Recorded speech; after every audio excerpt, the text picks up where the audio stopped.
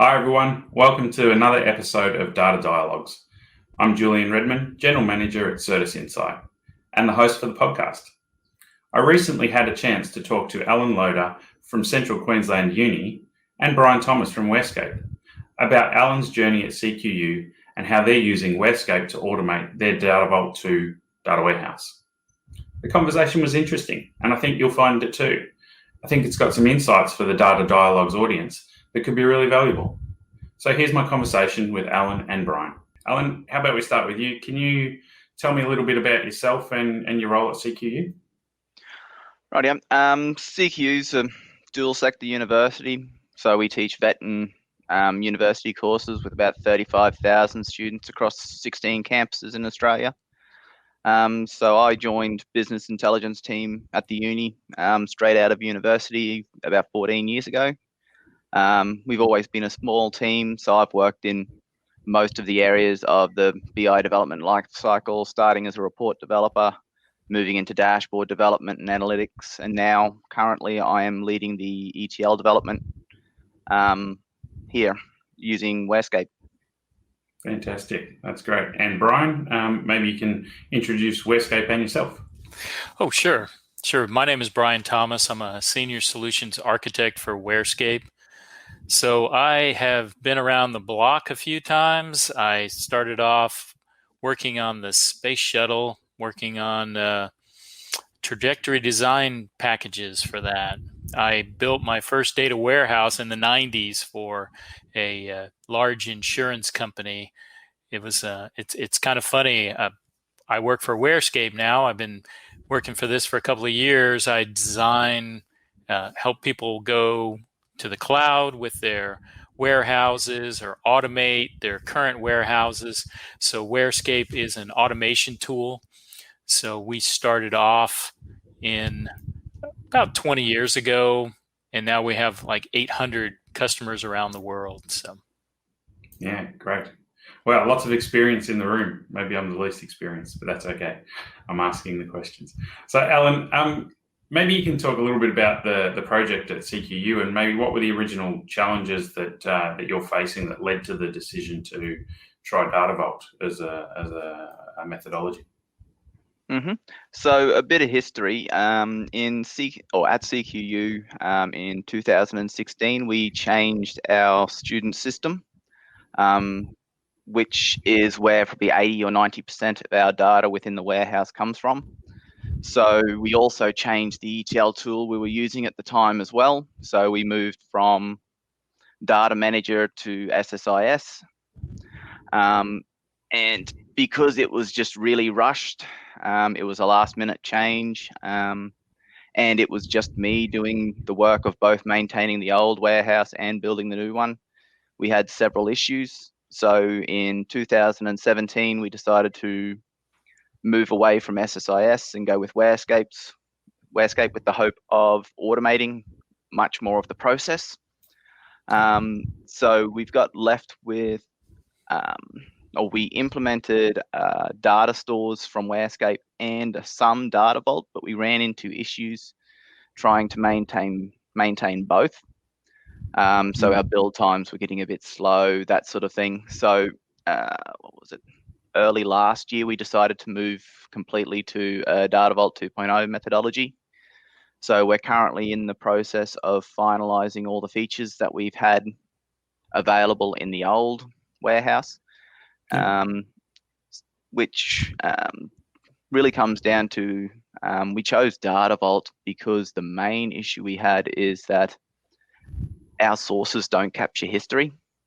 So it becomes really challenging for us to then try and implement year-on-year analysis of enrollments at a set point in time. Right.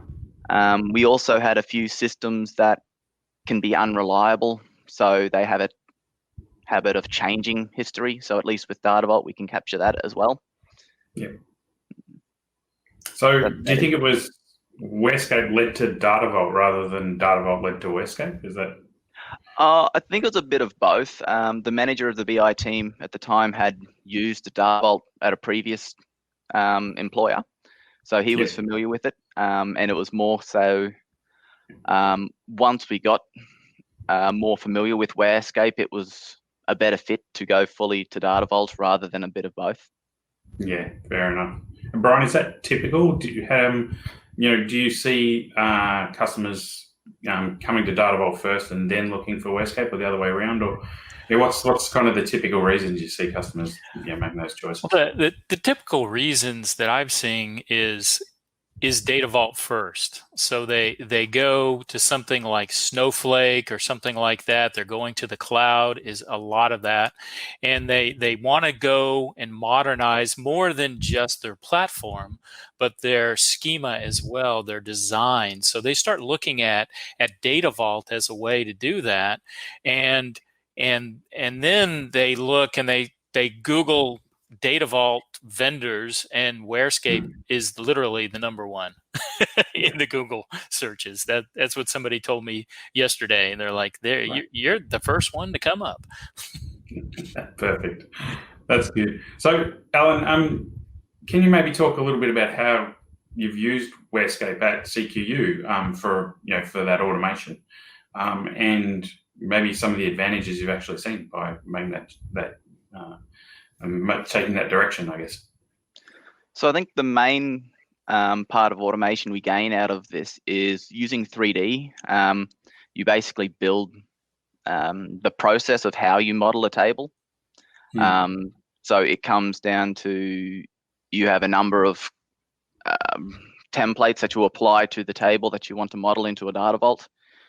It basically goes through and creates you a logical design for the Data Vault. You run some more rules. It then creates the load, the stage, the Data Vault tables. Then you can choose which database you want to deploy it to, SQL Server, Oracle. Then it's just exported out into Red, and at that point it creates the tables within the database and the stored procedures needed to populate them. They're scheduled within Red then, and they can be set to run overnight. So generally for our standard tables, we can do this in anywhere from an hour to 2 hours. So we get a lot of tables through very quickly. Yeah. The main advantages I think we've had is that because we've modeled the process more so than an individual table, we just follow the checklist and we get a very consistent Data Vault design at the end. Everything's gone through the same process. It's gives us a much cleaner outlook at the end. So the design is very consistent across all of our tables. In general, using Data Vault has allowed much easier integration between our different source systems because they all end up in the Data Vault. And because we're only capturing history changes with Data Vault, we're getting much less storage requirements at the end of the day. So we have some of our sources are very much, here's all the data every day. Yeah, right. Whether it's changed or not. So you're getting kind of speed of development. You're getting consistent code, coming through that. And you're getting some efficiencies, I guess, from storage or performance and those sorts of things as well. So, Brian, yes. Is that the normal WhereScape checklist of things you could expect to achieve if you take on WhereScape to do Data Vault? Right. Doing Data Vault, I think of it as WhereScape helps tame the Data Vault beast, because the number of tables just grows. Like Alan was saying, you take your source, maybe it's 5 tables. I like to use the example of 5 tables, and employees and orders and customers and orders details, and you take those simple tables and then you create a Data Vault design from it, and you put in your relationships and you mark what are the business keys and hubs and all those things, and then you create a Data Vault from it. Well, that Data Vault could turn into 15 tables when you talk about your hubs, links, and your satellites and everything else. You end up with like 15 tables, which turns into 25 tables once you create your load and stage tables to be able to load that Data Vault. So that's where WhereScape really has the power because we do that for you in a programmatic way in our what we call our model conversion routines that run. They have templates and things that do all that work for you. So you take that mundane part of the job, you automate it, and then you can work on what's important, which is making the business happy and completing their requirements faster. So yeah, I know I've had one of my team sort of show me through what gets produced at the end of the process, and there's a lot of stored procedures and a lot of code that you don't have to write by hand anymore. So that's really cool. So, Alan, has it kind of the ability to use automation and speed up the process and get that consistency? Has that changed how you interact with business users and your delivery processes? Has that been a benefit? Oh, I think the main thing we've gotten out of this is the delivery speed has improved vastly.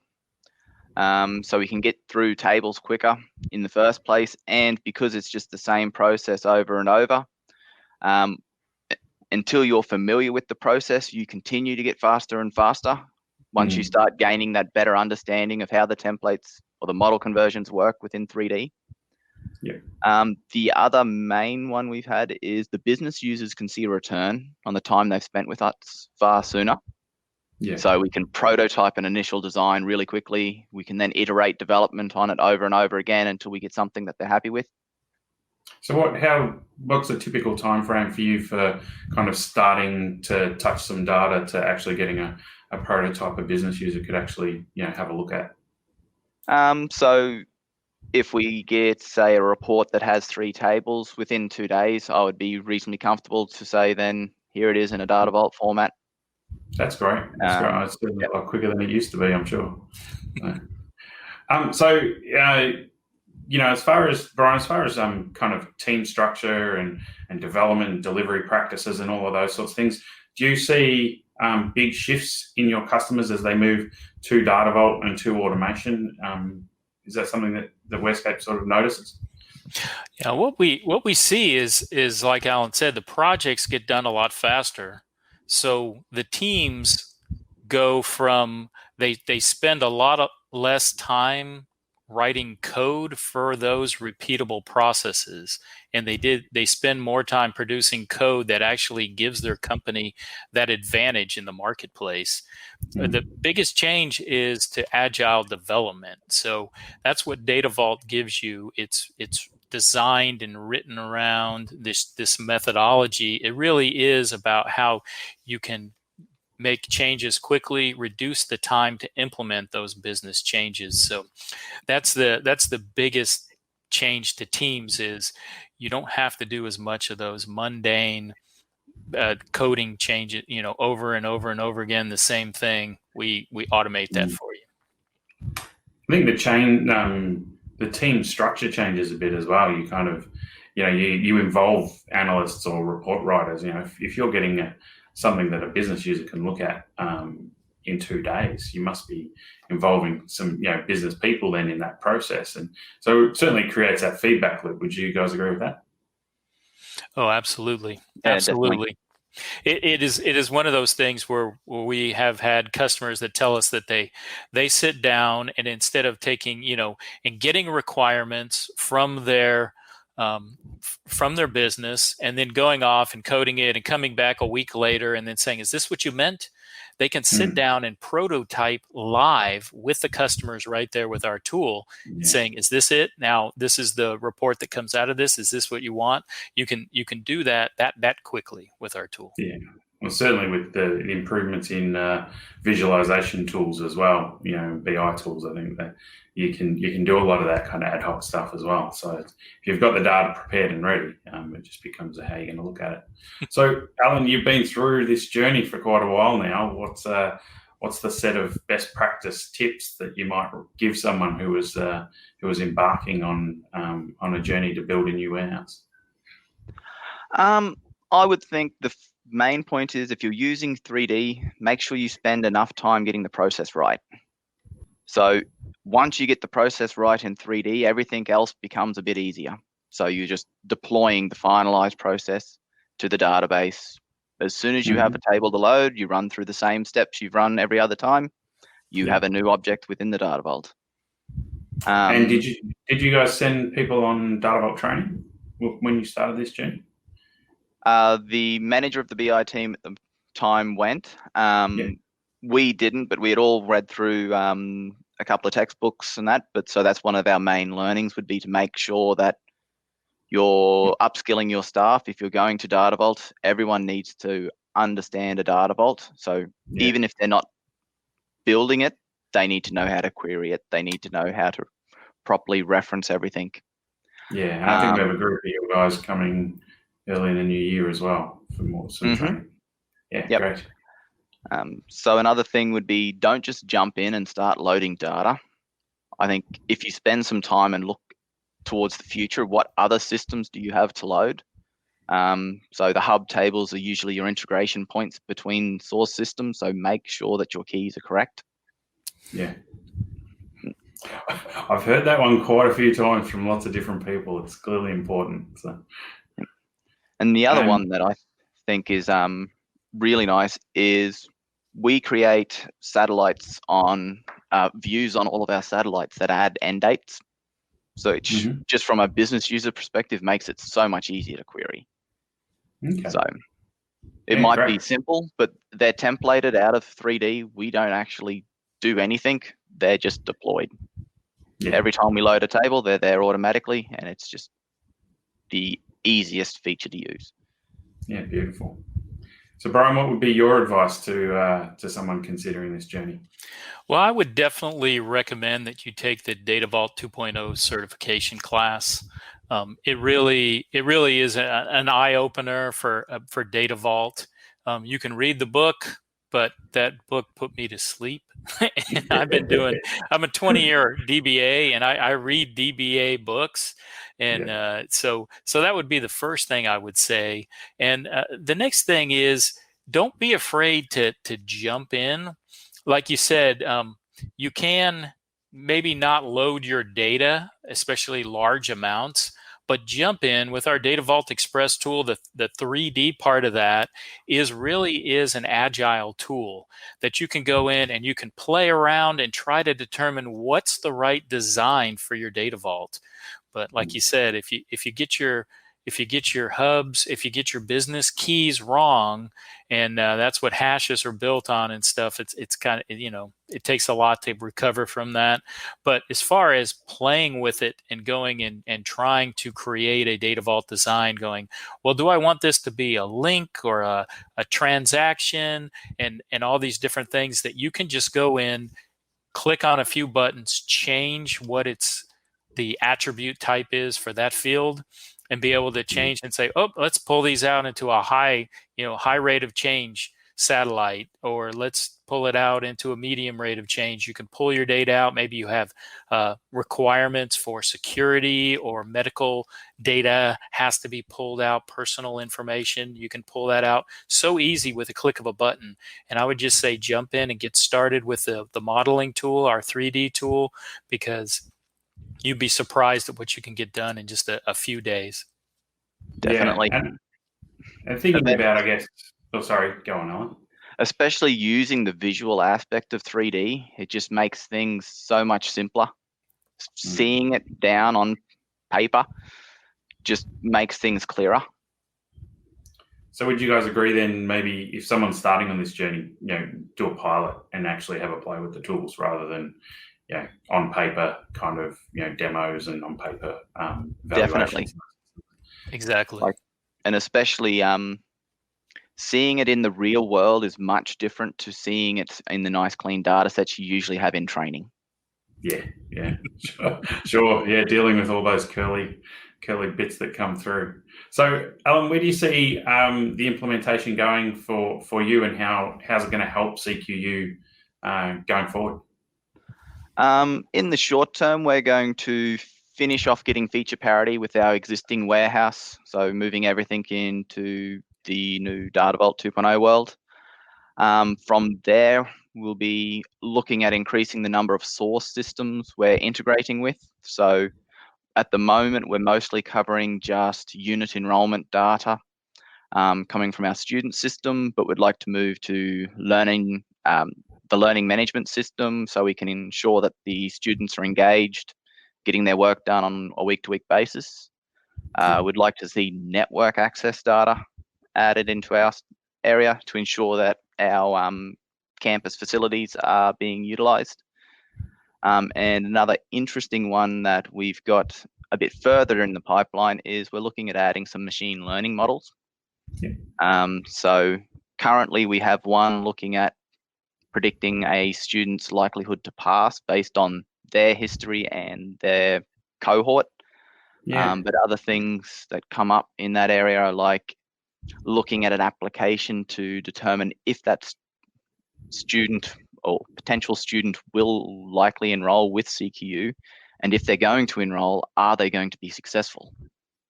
Right. So kind of once you've got the foundation in place, being the warehouse, and you're adding in some additional data sets, you can actually then do some analytics that's going to have real meaningful change to the students and the way the uni runs.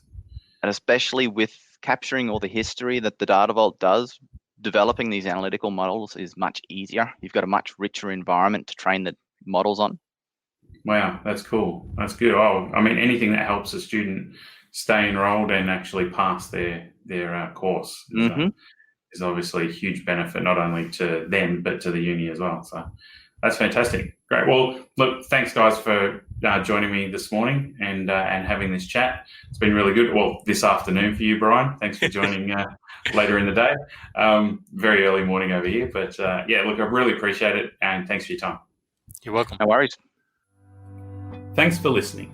If you'd like to access additional resources on today's topic, be notified when new episodes of Data Dialogues go live, and access valuable information management resources and news, head over to certasolutions.com/Data Dialogues, or follow the link in the description. I hope you'll join me on the next episode.